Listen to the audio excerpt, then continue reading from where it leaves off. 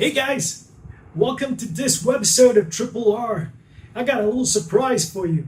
We're doing an unboxing and a review of a product in a category that is quite close to my heart. It's a networking product, a router to be exact. Now, this router comes from a brand called ROG. For those of you not familiar with the ROG brand, it's a brand from Asus. It's the ROG Rapture. ROG stands for Republic of Gamers. Here it is, the ROG Rapture. Now, why is this router interesting? First of all, it's packed with the latest and greatest specs available today for any particular router. We will unbox this as well as do a quick review of all its features and what makes it tick. It's probably also one of the most expensive. Now, is it the best? Wait for the review and find out more. Catch you in the end. This is the router overlord here, and we're doing an unboxing of it right now. As spoken, this is the ROG Rapture. It's an AC5300 router, and it's by Asus, designed for gaming. So unlike any of the routers before, this is the router that they put under their ROG category. So let's go on to the unboxing and see what comes in the box.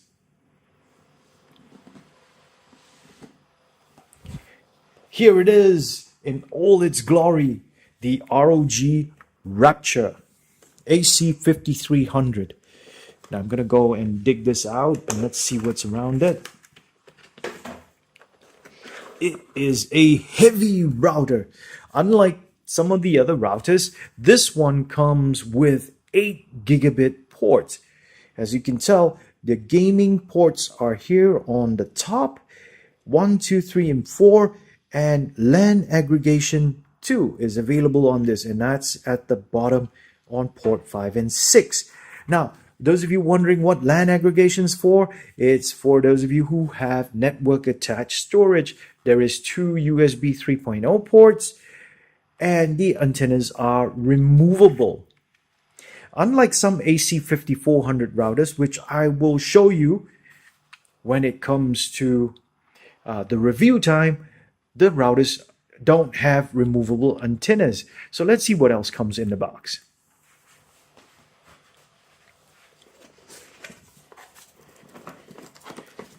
This is a huge, this is actually not too bad. It's actually quite a small adapter. Unlike most adapters, this one runs the Mickey Mouse plug or the computer power cable. The reason why we call it Mickey Mouse is, yeah, this looks like Mickey Mouse. All the power cords are included for the various different countries. As you can tell, okay. Now we know why it's called the gaming router. It's still using the WT Fast, which is a network connection, and you need to create an account. Not exactly sure how long this account is for and whether you will have to pay. Do check back to the review. Do check back with us on the review to find out more. So, what else is in the box? Let's go in deeper.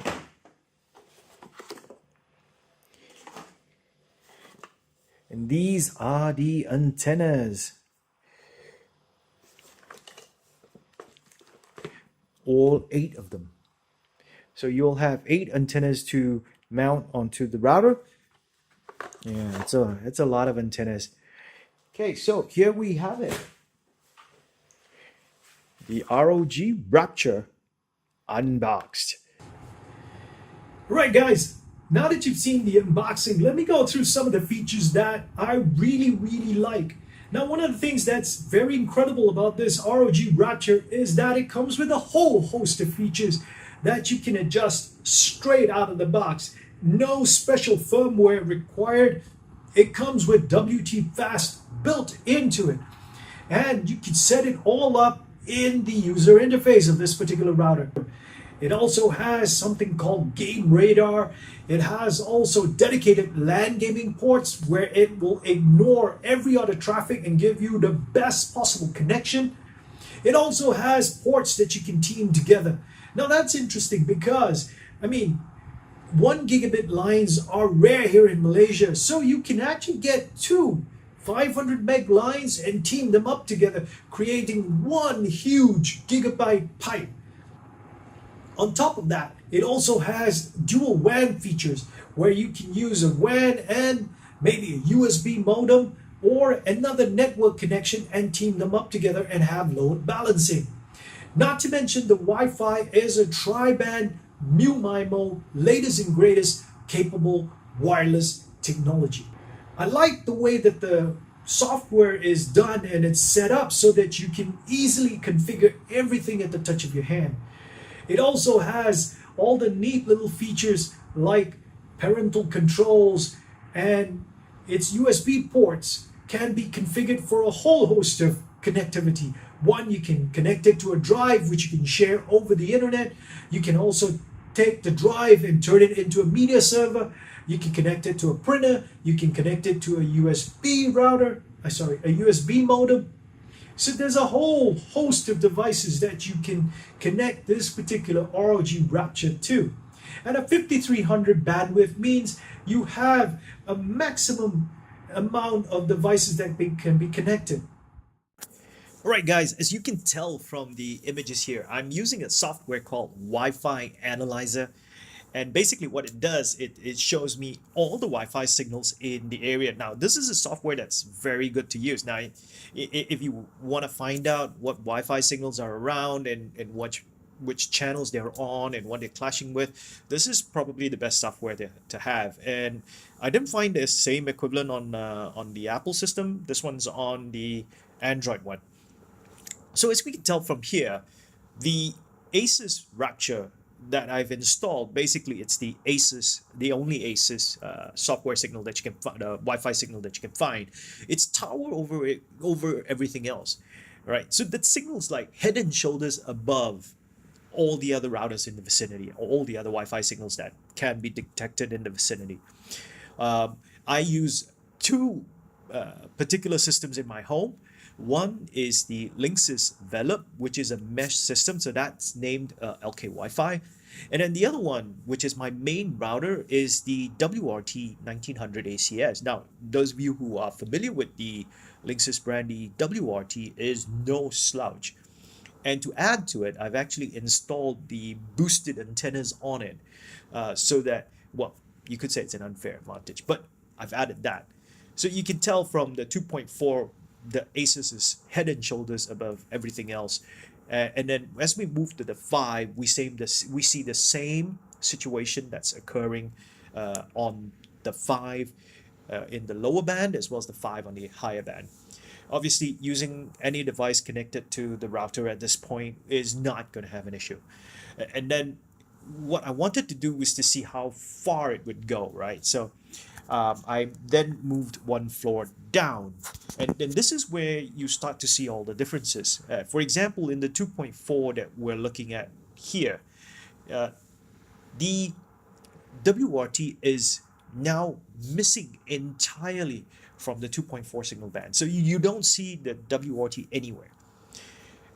However, the Asus signal is still there, and it's not higher than one of the LK Wi-Fi's, which is my mesh, but that's because it's another node. So it's a secondary node that's downstairs that's having that higher signal. So it's actually still got quite a significant signal strength while it's downstairs. And then looking at the 5 gigahertz, you can still see the same propagating throughout. And if we look at the upper band, now this is where I was surprised, because the Asus Rapture now has a higher signal output power compared to the wireless mesh system that I have. And all in all, when I was using the system, playing games on it and Dota, I've never had a problem with it cutting and going into lags where you'll be screaming bloody murder when you guys are going into a frag and it's 5 versus 5, you know. So this is the Wi-Fi, and to me it is, for a router at this point, it's the king of the hill. Right. So all this is quite interesting because it also has the capability to prioritize not just for computer games. PC or Mac games. It also has the ability to prioritize for game consoles, right? Not everybody plays games only on the PC. So if you think that the router only works for a PC game, that's not the case. It also does its good job for the console games. All in all, I think with the 8 LAN ports at the back, now previously the only 8 LAN port router was the GT AC88U, right? But there was a problem. The AC88U was not a tri-band router, and the GT5300 AC5300, sorry if I got that wrong, didn't come with 8 LAN ports. So it was a bit of a confusing one, because which one of those were the top end routers? Now with this Asus Rapture, ROG Rapture, they've combined the best features from both. You've had the 8 LAN ports with the port aggregation, as well as the tri-band 5300 bandwidth, all in one. Some routers only had one USB 3.0 port. This one has 2. So you're going to be able to connect high-speed devices to either or both. Unlike before, I mean, the best I've seen is only one USB 3.0 and an eSATA, or one USB 3 and one USB 2. This is the first I've seen of 2 USB 3.0. Right, with the WT Fast, it comes with a subscription that comes with the router. You don't have to subscribe to it again. Of course, it's dedicated only to one machine at a time. Hey, better than none, right? Right, so this is the gaming router that we have. Do I like it? Yes. Will I pay the price for it? No, the price is heavy, my friends. It comes at 2,599 ringgit. It's expensive. It's more expensive than some notebooks. But hey, if you want a lag-free line and a trouble-free internet, this is perhaps one of the ways to go. Moreover, the other options not available here, Linksys EA9500, which is most similar at this point in time to this router, is not available on sale in Malaysia. And their newly launched WRT32X with killer networks is also not launched in Malaysia. In fact, it's not launched yet. So we might just get our hands on it, and if we do, we're going to see if we can pit this one up against the King of the Hill currently. So the best router out there right now that I can see for sure is this particular, the Asus ROG Rapture. Right, so you heard it here. If you have 2,599 to shell out, this is the router to get, and you won't be disappointed. Now, if you stay in a mansion and you need your house covered, then hey, I'm sorry, this isn't going to solve all that problem.